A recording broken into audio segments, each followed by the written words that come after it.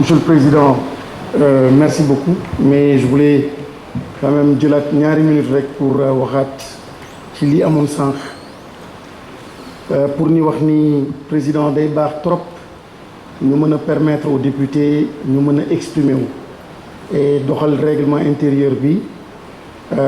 espace de respiration démocratique bu am solo la dialogue national baax na wante dialogue bi ci biir hémisphère bu mel nii hémicycle bu mel nii dafay am solo lool et lenn rek ku mën a réguler mooy le règlement intérieur et jox aussi kattan ak doole tuuti ñoo xam ni ñu ngi ci opposition. Je pense que la diversité est une miséricorde lu am solo la ñu mën a respectante ci loolu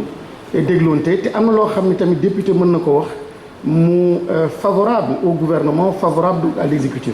parce que mbirum xalaat la de façon très républicaine moo tax aussi monsieur le ministre ma doon wax ni xëy na moyens yi moo des pour ce budget parce que problème mu eau problème mu assainissement dafa nekk lu am solo lu itteel réew mi depuis des années depuis des décennies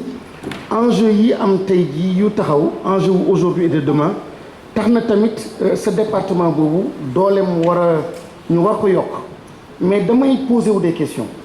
mooy lu tax ñu war a saucissonner un tel département jël ci lu mel ni PUDC bu war a yore mbirum ndox ñu affecté ko dans le milieu rural jël ne la yow yaay gérer eau y a quelque chose de suspect dafa mel ni en fonction de qui yore ministère bi département bi moyens yi day bouger en fonction de la personne parce que enjeu ndox benn enjeu la enjeu bi munoo nekk dugg région Kédougou ni réglé naa problème ndox bi au niveau de la capitale régionale maa ngi fay def yaa ngi fay def benn château le deuxième château maa ngi la ci gërëm di le remercier mais l'essentiel de la pauvreté c'est à l'intérieur et mënuñu pour une question de cohérence je pense que de cohérence gouvernementale et d'impact il serait plus judicieux pour moi yenn programme ñu xoolaat ni ñu koy dugalaatee dénk ko benn bopp comme ça Sénégalais yi gis seen bopp c'est plus transparent plus régulier et il y aura beaucoup plus d'impact ñaareel bi aussi xëy na mënoo ko wax mooy Sen'Eau ak SDE gis naa ni accusé nga jox indexé nga l'ancien président Wade mais en réalité aussi Sen'Eau ak SDE dafa teexel te balaa ngay ñëw à la tête de ce département la coow loolu amoon te tey jii gis nañ ni en termes donc de d'efficience d'impact sénégalais yi gisuñu seen bopp xëy na nag jafe na au nom de la solidarité gouvernementale nga wax ci dara mais man maa ngi la koy laaj est-ce que réellement mbir yi ni mu waroon demee noonu la demee maa ngi la ciy laaj pour nga leeral mbir boobu sénégalais yi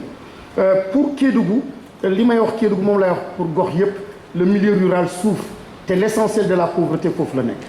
wax naa fi tamit fast track le mal est dans le fast track li tax ma koy wax mooy su dee dañu bëgg lépp ñu koy fësal ñu koy gis di romb Diamniadio gis ni immeuble yi rafet na ñëpp ne ah y a l'émergence on peut se tromper et tromper le pays la réalité dafa am yoo xam ne des investissements qui devraient peut-être pas être visibles je prends par exemple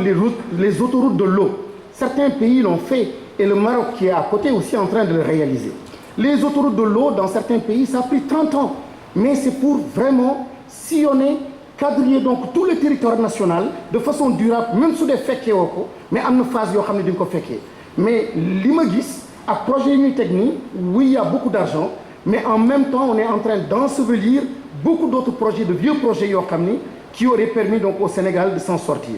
may ñaan vraiment monsieur le ministre au-delà donc de l'eau potable la question de l'eau potable il y a la question de l'agriculture et des paysans il faut aménager bien sûr les terres mais il faut que l'eau arrive dans les champs et nous comptons beaucoup sur votre travail nous comptons beaucoup sur l'écoute attentive que vous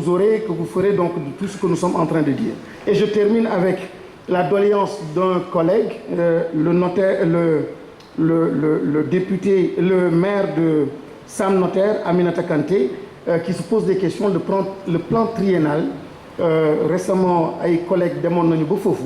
def gox yépp tëb goxam te moom école bi nekkoon dans les eaux école am ci la bokkoon donc ak Guédiawaye Sam Notaire merci. Merci mon cher collègue.